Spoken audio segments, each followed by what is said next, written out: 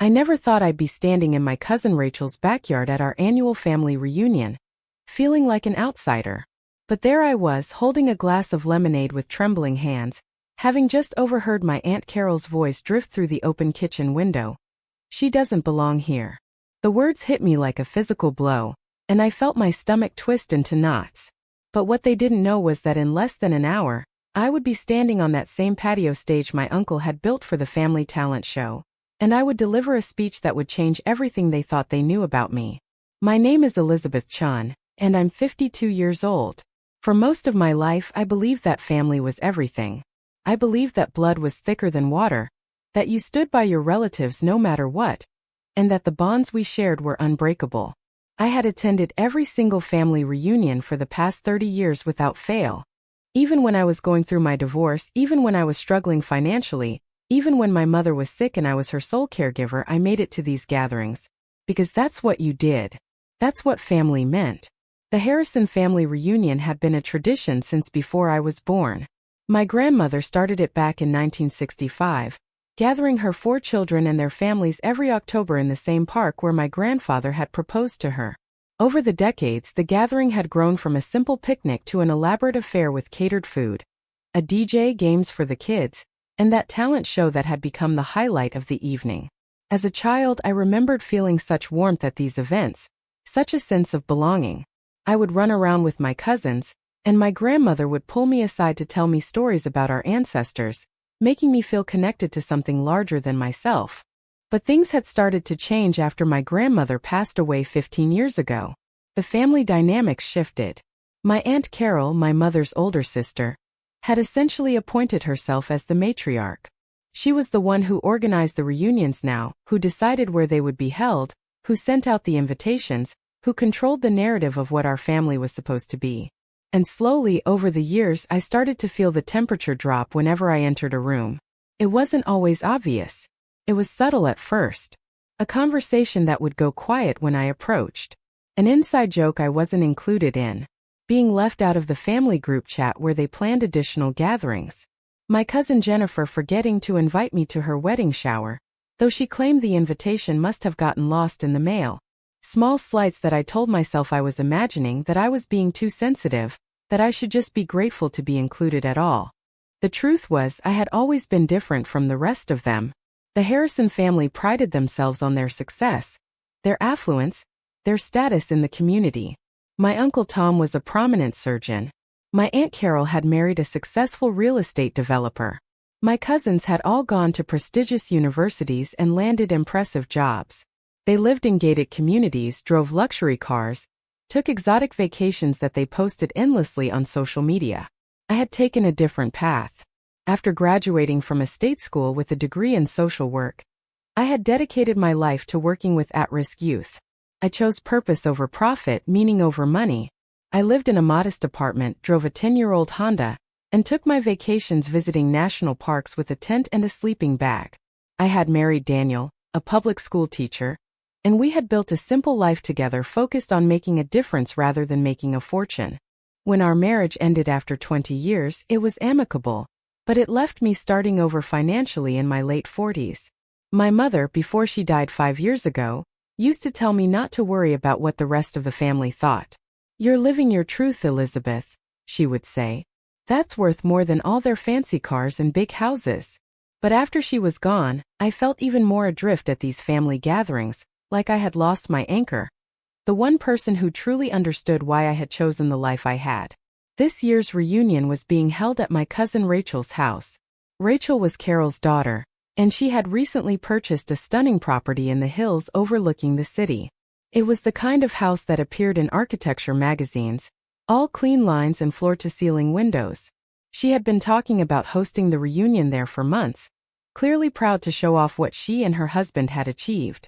The invitation had come with a dress code, garden party chic, which I knew meant expensive sundresses and designer sandals. I had worn my best dress, a simple navy blue number I had bought on sale 3 years ago, and hoped it would be good enough. I arrived at the reunion that Saturday afternoon with a homemade pasta salad, the same dish I brought every year. It was my grandmother's recipe, one she had taught me to make when I was 12 years old. As I walked through Rachel's impressive front entrance, Carrying my modest-covered dish, I immediately felt underdressed. The other women were wearing clothes I recognized from department store windows, carrying designer handbags, their jewelry catching the light. "Elizabeth, you made it." Rachel greeted me at the door, her smile not quite reaching her eyes.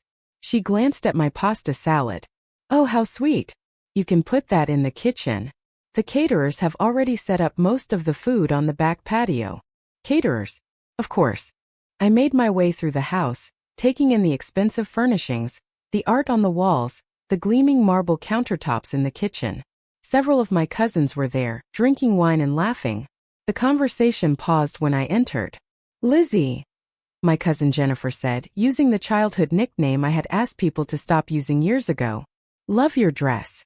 Very classic." The way she said classic made it clear she meant outdated. I smiled and set my pasta salad on the counter, where it looked pitifully homemade next to the elegant trays of catered hors d'oeuvres. "How's the social work going?" my cousin Brandon asked, and I caught the slight emphasis on social work, as if he was saying ditch digging. "It's fulfilling," I replied, keeping my voice even. "We just got funding for a new after-school program that's going to help a lot of kids." "That's nice," Jennifer said in a tone that suggested it was anything but. "Brandon just made junior partner at his firm. The celebration party was incredible. Didn't Carol send you the photos?" I hadn't received any photos. I hadn't even known there was a celebration party. "I must have missed that," I said quietly. I took my glass of lemonade and escaped to the backyard, where the rest of the family was gathering. The yard was even more impressive than the house, with professionally landscaped gardens, a built-in outdoor kitchen, and a pool that sparkled in the afternoon sun. There must have been 50 people there, 3 generations of Harrisons, all dressed in their finest, all seeming to fit perfectly into this picture of success and prosperity. I made small talk with various relatives, feeling increasingly like an anthropologist studying a culture I didn't quite belong to. My Uncle Tom told me about his latest golf trip to Scotland. My Aunt Margaret showed me photos of her daughter's destination wedding in Tuscany, another event I hadn't been invited to. Everyone seemed to be speaking a language I didn't understand, where worth was measured in square footage and vacation destinations and brand names. I found myself drifting toward the periphery of the gathering, standing near the edge of the property, looking out at the view. That's when I heard them. The kitchen window was open, and voices carried clearly from inside. "I still don't understand why we have to invite her." That was Rachel's voice. "She's family, sweetie." My Aunt Carol's voice, but it lacked conviction. "Barely. I mean, what does she even contribute? Did you see what she wore? And she brought that pasta salad again like we're still having potluck picnics in the park." "Rachel, that's unkind." "I'm just saying what everyone else is thinking, Mom. She doesn't belong here. She doesn't fit in with the rest of us. She's like this reminder of, I don't know, mediocrity? Failure? Everyone else in this family has made something of themselves." There was a pause. I stood frozen, my hand gripping my glass so tightly I thought it might shatter. "Your grandmother would want her included," Carol finally said, but her voice was weak. "Grandmother's been gone for 15 years. Maybe it's time we stop pretending that Elizabeth is really one of us. I mean, she doesn't even try. She shows up in her discount store clothes with her humble little job in her tiny apartment, and we're all supposed to pretend that's okay? That she represents what our family is about." My vision blurred with tears, but I blinked them back furiously. I would not cry. I would not give them the satisfaction. I turned away from the window and nearly collided with my cousin David, who was 17 and had apparently heard everything. "Aunt Elizabeth," he said quietly, his young face stricken. "I'm sorry. They're awful." "It's fine," I managed to say, though my voice was shaking. "It's not fine. They've been like this all afternoon. I heard my mom and Aunt Rachel talking earlier about how they wished you hadn't come." Something inside me cracked then. Not broke but cracked open, and through that crack came something I hadn't felt in years. Anger. Pure righteous anger.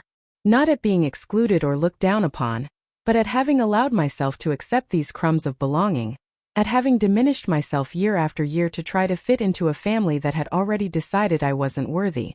"David," I said, my voice suddenly steady, "is the talent show still happening tonight?" He looked confused. Yeah, it starts in like 45 minutes. Why? I think I'm going to perform. His eyes widened. Really? What are you going to do? I'm going to tell them a story, I said. For the next 40 minutes, I sat in my car in Rachel's circular driveway, my hands shaking as I typed notes into my phone. I had never been one for public speaking, but I had spent 3 decades working with traumatized kids, helping them find their voices, teaching them to stand up for themselves. Now it was time to take my own advice. I thought about my grandmother, who had started these reunions. I thought about what she had really valued: kindness, integrity, service to others. I thought about my mother, who had worked as a nurse for 40 years, who had given so much to her family and her patients, who had never lived in a mansion but had died knowing she had made a difference. I thought about the thousands of kids I had worked with over the years, the lives I had touched, the paths I had helped redirect toward hope instead of despair. And I thought about the life I had built for myself. It wasn't flashy. It wasn't impressive by the Harrison family's standards. But it was mine, and it was meaningful, and I had nothing to be ashamed of. When I walked back to the reunion, the sun was starting to set, casting a golden glow over Rachel's perfect backyard. The talent show was about to begin. Uncle Tom had already claimed the microphone and was welcoming everyone. The usual performances were lined up. My cousin's kids would sing a song, Jennifer's husband would tell some jokes, Brandon would probably do his mediocre magic tricks. I walked up to Uncle Tom and whispered, "I'd like to perform." He looked startled. "You, Elizabeth? You've never performed before." "I know, but I'd like to tonight." He shrugged. "Sure, why not? I'll put you on last." I spent the next 40 minutes watching the other performances, my heart pounding. I saw Rachel and Carol sitting together in the front row, looking pleased with themselves, the perfect mother-daughter duo presiding over their perfect family gathering. I saw Jennifer and Brandon and all my other cousins, comfortable and confident in their expensive clothes and their expensive lives. Finally, Uncle Tom called my name. And last but not least, we have Elizabeth Chan, who has a special performance for us tonight. I walked to the small stage, a simple platform Uncle Tom had built years ago for these shows. The microphone felt heavy in my hand. I looked out at 50 faces, my family, most of them looking mildly curious, some looking bored, Rachel and Carol exchanging glances that clearly said, "This should be entertaining." "I'm not going to sing or dance," I began, my voice amplified across the yard. "I'm going to tell you all a story. It's a story about family, about values, about what it means to belong." I saw Carol shift uncomfortably in her seat. 30 years ago, my grandmother pulled me aside at one of these reunions. I was 22, fresh out of college, and I had just told her I was going to be a social worker. She hugged me and said, "Elizabeth, you're going to do something that matters. Not something that pays well, not something impressive, but something that matters." And she told me about her own mother, my great-grandmother, who had been a teacher in a one-room schoolhouse, who had lived her whole life in a tiny farmhouse, who never had much money but who educated 3 generations of children in our community. I paused, looking directly at Aunt Carol. Grandma told me that the Harrison family at its core was built on service, on doing good work, on making the world better. She said that's what she was proud of when she looked at her children and grandchildren. The backyard had gone completely silent. Even the children had stopped playing. Over the past 30 years, I have worked with over 2,000 at-risk youth. Kids who were headed for the streets, for gangs, for prison, for early graves. I've sat with them while they cried, while they raged, while they slowly learned to trust again. I've been to court with them, to the hospital with them, to their graduations and their first job interviews. I've gotten phone calls at 3 in the morning from kids in crisis, and I've shown up. Every single time I've shown up. My voice grew stronger. I've held the hand of a 16-year-old girl while she testified against her abuser. I've taught a 14-year-old boy to read when the school system had given up on him. I've found housing for homeless teens, food for hungry children, hope for the hopeless. And I've done it all for a salary that barely covers my rent, driving a car that breaks down regularly, living in an apartment that most of you would consider beneath you. I saw Rachel's face flush red. Carol was staring at her hands. This afternoon, I overheard someone say that I don't belong here, that I don't fit in with the rest of this family, that I'm a reminder of mediocrity and failure. My voice didn't waver. And you know what? That person was right. I don't fit in with what this family has become. Because somewhere along the way we forgot what our grandmother taught us. We forgot that worth isn't measured in square footage or salary or designer labels. I pulled out my phone and pulled up a folder of photos. This is Marcus. I met him when he was 13, living in his car with his mother. He's now a registered nurse working in the ICU, saving lives every day. This is Sophia. She came to me at 15, pregnant and terrified. She kept her baby, finished high school, went to community college, and now runs a daycare center that serves low-income families. This is Jerome. He was in and out of juvenile detention when I met him. He's now a youth counselor himself, helping kids just like he used to be. I scrolled through dozens of photos, young faces smiling, graduation photos, wedding pictures, babies. I have hundreds of these.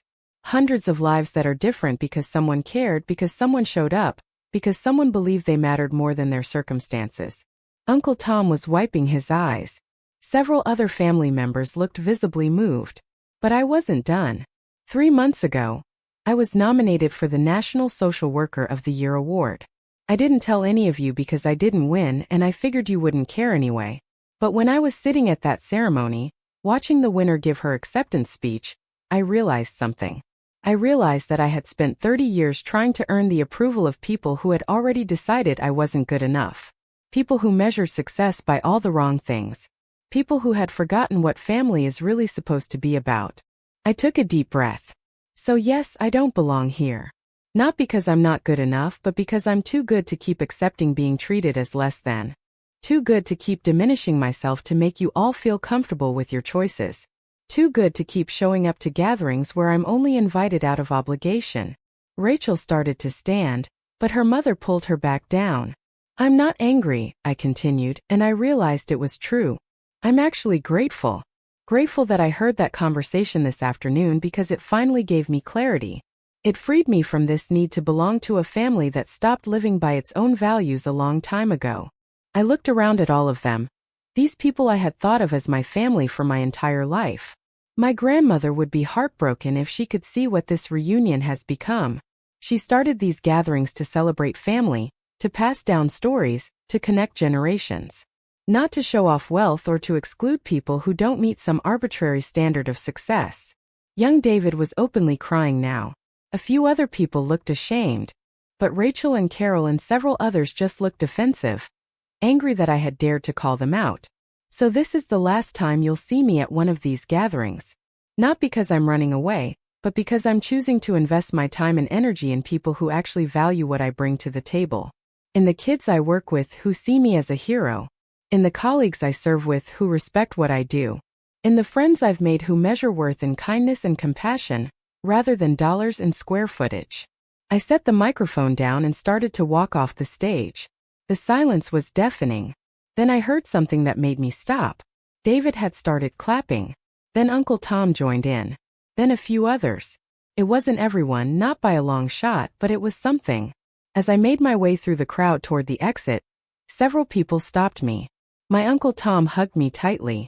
Your grandmother would be so proud of you, he whispered. And your mother. I'm sorry, Elizabeth. I'm so sorry we made you feel like you didn't belong. My cousin Sarah, whom I barely knew because she lived on the other coast, grabbed my hand. That was the bravest thing I've ever seen. And you're right about all of it. I felt the same way at these things for years, like I don't measure up because I'm just a teacher. Just a teacher? I said. Teachers change lives. Never let anyone make you feel like that's not enough. She hugged me with tears in her eyes. But the most surprising moment came from David. He ran up to me as I was getting into my car. Aunt Elizabeth, wait. Can I call you sometime? I'm trying to figure out what to do with my life. And everyone keeps telling me I should go into finance or law. But I don't care about that stuff. I want to do something that matters. Like you do. I felt my own eyes fill with tears then. Of course you can call me. Anytime. He handed me a piece of paper with his phone number. You're the coolest person in this family, he said. I just wanted you to know that. As I drove away from that mansion on the hill, I didn't feel sad. I didn't feel rejected. I felt liberated. I felt like I had finally stepped into my full worth, Like I had finally stopped apologizing for being exactly who I was meant to be. The aftermath of that reunion was interesting, to say the least. Aunt Carol called me the next day, furious. "How dare you embarrass this family like that? You made Rachel cry." "I told the truth," I replied calmly. "If the truth is embarrassing, maybe that says more about you all than it does about me. You're ungrateful. We've always included you." "No, Carol. You've always tolerated me. There's a difference. And I'm done being tolerated." She sputtered for a moment, then hung up on me. Rachel sent me a long angry text about how I had ruined her party, how I was jealous of her success, how I was bitter about my own failures. I didn't respond. There was nothing to say to people who couldn't understand that success comes in many forms. But there were other calls too. Uncle Tom invited me to dinner at his house, just the two of us, and he apologized for not speaking up sooner. "I've watched the family change," he admitted. "I've watched it become about things instead of people. And I let it happen because it was easier than confronting it."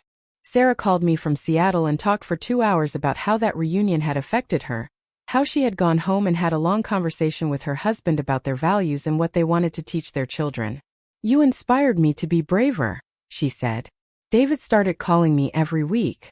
I became his mentor, helping him think through his college choices, his career options, his desire to do work that mattered. He eventually decided to study education, and now talks about becoming a counselor who works with LGBTQ+ youth. Because of you," he told me. "Because you showed me it was possible to build a life around purpose instead of profit." The biggest surprise came 3 months after the reunion. I received a phone call from an elderly woman who introduced herself as Margaret Harrison, a distant cousin I had never met. She was my grandmother's youngest sister, 92 years old, living in a retirement community across the state. "I heard about what happened at the reunion," she told me. "Tom called me and told me everything. Elizabeth, I want you to know something. Your grandmother talked about you all the time before she died. She was so proud of you, so proud of the work you were doing. She used to say that you were the one who really understood what the Harrison family was supposed to stand for." I started crying then, tears I had been holding back for years. "She left something for you," Margaret continued. "A letter and a few other things. She asked me to hold on to them until the right time, until you needed them. I think now is that time." A week later, I drove 3 hours to visit Margaret in her retirement community. She was tiny and frail but sharp as a tack, with my grandmother's same blue eyes and warm smile. She handed me a manila envelope that had my name written on it in my grandmother's handwriting. Inside was a letter several pages long, dated just a few weeks before my grandmother died. I sat in Margaret's small apartment and read it through tears. "My dearest Elizabeth," it began. "If you're reading this, it means I'm gone. And it means something has happened that has made you doubt your place in this family. I'm writing this because I know my family, and I know how they can be. I know that after I'm gone, the values that I tried to instill might fade. I know that money and status might become more important than kindness and service. And I know that if that happens, you will be the one who feels it most because you are the one who truly lives by those values." The letter went on for pages, telling me about my great-grandmother, about other ancestors who had chosen purpose over profit, about the true legacy of the Harrison family that had nothing to do with wealth. She told me she was proud of me. She told me to never change, never compromise who I was for the approval of others. She told me that real belonging comes from being true to yourself, not from trying to fit into someone else's definition of worth. "You belong to yourself, Elizabeth," she wrote. "You belong to the work you do, the lives you touch, the difference you make. That is more valuable than any inheritance I could leave you. But I am leaving you something, a piece of jewelry that belonged to my mother, who wore it while teaching in that one-room schoolhouse. I want you to have it as a reminder that you come from a long line of women who measured wealth and impact, not income." In the envelope was a simple gold locket. Inside was a tiny photo of my great-grandmother and an engraving. "A life of service is a life of significance." I wore that locket home and I wear it still every single day. It reminds me of who I am, what I stand for, and why I made the choices I made. The Harrison family reunions continued without me. I heard through Uncle Tom that they were more subdued after that year, that my speech had cast a shadow over the whole event. Rachel apparently tried to reclaim the narrative, talking about how I had been rude and ungrateful. But not everyone bought it. Several family members stopped attending the reunions altogether, telling Carol and Rachel that it wasn't fun anymore, that it felt hollow. 2 years after my speech, Uncle Tom called to tell me that Carol had decided to discontinue the reunions. She says it's too much work, he reported. But I think the truth is that you exposed something she didn't want to look at. The family has splintered a bit. Some people are on your side, some on hers, and most just want to avoid the whole conflict. I'm sorry, I said, and I meant it. I hadn't wanted to destroy the reunion tradition. I had just wanted to claim my own worth. Don't be sorry, Tom said firmly. You did what needed to be done. And honestly, Elizabeth, I think Grandma would be proud. Sometimes families need to be shaken up to remember what they're really about. But here's what I didn't expect. My life got fuller, not emptier, after I walked away. I started having dinners with the family members who actually appreciated me, Uncle Tom and Sarah and David and a few others. We created our own small gatherings, not fancy affairs in mansions but simple meals where we talked about things that mattered, where we celebrated each other's real accomplishments, where worth was measured in character rather than career. I got promoted at work, becoming the director of my agency's youth services division. The irony wasn't lost on me that in the same year I stopped trying to prove my worth to my family, I was recognized professionally in ways I never had been before. It was as if letting go of their approval freed me to step fully into my own power. I also started getting invitations to speak at conferences, to share my story of choosing purpose over profit. My speech at the reunion had been recorded on someone's phone, and though I had no idea who, it had been shared widely in social work circles. People told me it resonated with them, that it gave them permission to value their own work even when the world told them it wasn't prestigious enough. A year after that reunion, I received an email from a woman named Jennifer Santos. Not my cousin Jennifer, but a complete stranger. She had heard about my story and wanted to tell me about a foundation she was starting to provide scholarships for students pursuing careers in social services. Would I be willing to serve on the advisory board? I said yes, and that connection led to others. I found myself part of a community of people who were doing meaningful work in the world, who understood that impact mattered more than income, who celebrated the kind of success that doesn't come with a corner office but does come with changed lives. On the 5-year anniversary of that reunion, I received a letter in the mail. It was from Rachel. I almost didn't open it, but curiosity got the better of me. Dear Elizabeth, it read. I've been thinking about what happened at the reunion 5 years ago, and I owe you an apology. I was cruel and I was wrong. I'm writing this because something happened recently that made me see things differently. My daughter is now in high school, and she came home last month and told me she wants to be a social worker.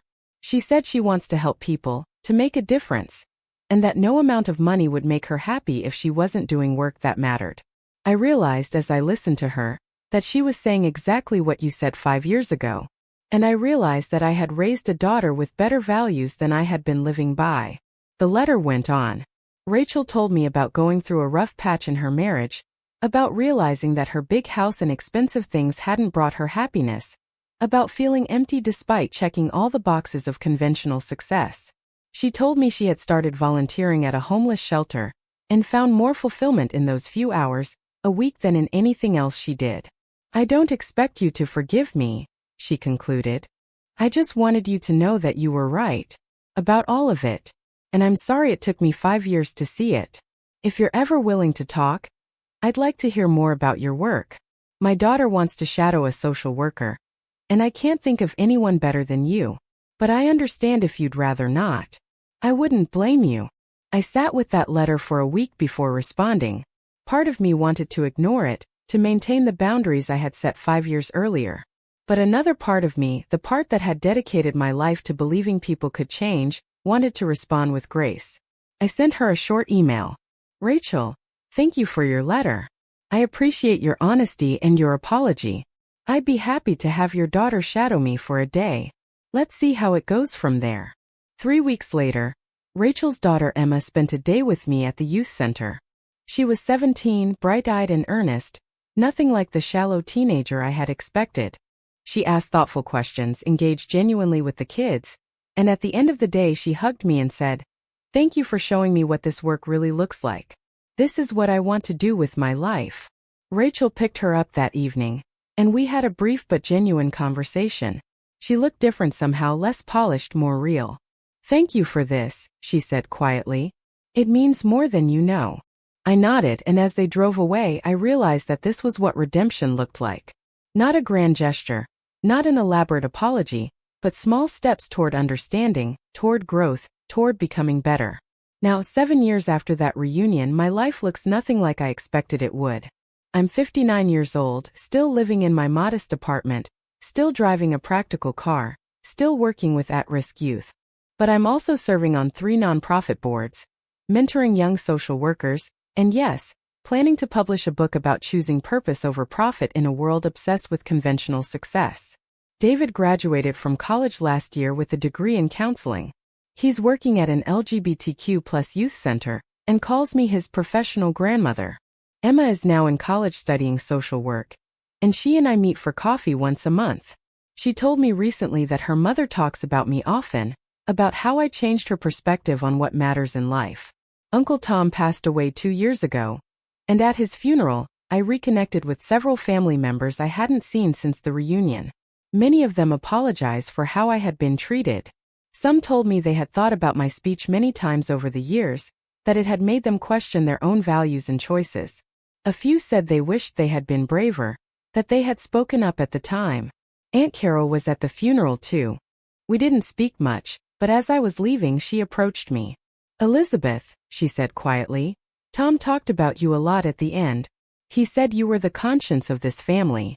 I think he was right. It wasn't the apology I once might have wanted, but it was acknowledgement, and that was enough." The Harrison family reunions never resumed, but smaller gatherings do happen now. Last month, Sarah hosted a dinner at her home in Seattle, and 10 of us attended, people from different branches of the family who wanted to connect without the pretense and performance that had poisoned the larger reunions. We cooked together, told stories about our grandparents, laughed until our sides hurt. Felt like family the way it was supposed to feel. As I sit here now wearing my great-grandmother's locket, preparing for another day of work with kids who need someone to believe in them, I think about that moment 7 years ago when I walked onto that stage. I think about how terrified I was, how angry, how hurt, and I think about how necessary it all was.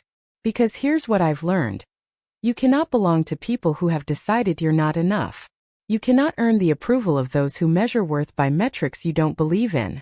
You cannot shrink yourself to fit into spaces that were never designed for someone like you. But you can walk away. You can claim your own worth. You can build a life around your values instead of trying to live up to someone else's standards.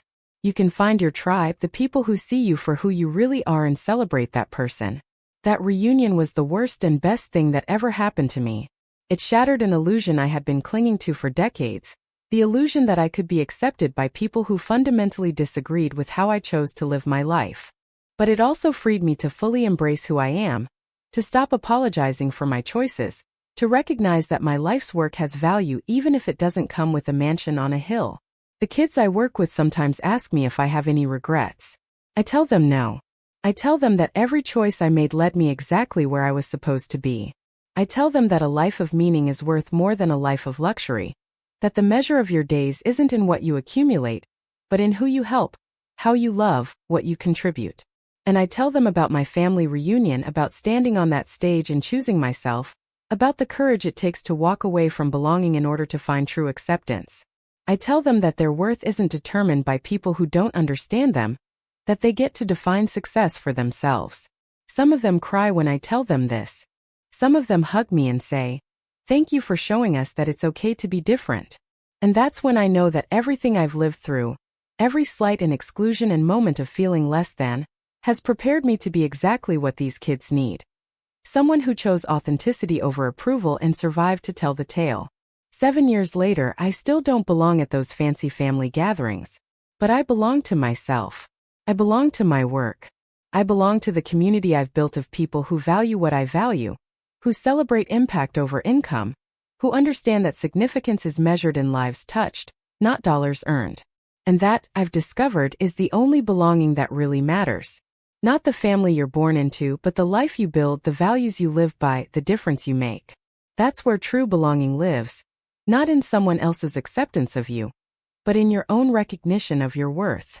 I walked onto that stage 7 years ago as someone who felt excluded, diminished, less than. I walked off that stage as someone who knew her value, who had claimed her power, who had chosen herself over the approval of people who would never appreciate her anyway. It was the most terrifying thing I've ever done. It was also the most liberating. And I would do it again in a heartbeat, because on the other side of that fear was freedom, and on the other side of that rejection was the life I was always meant to live.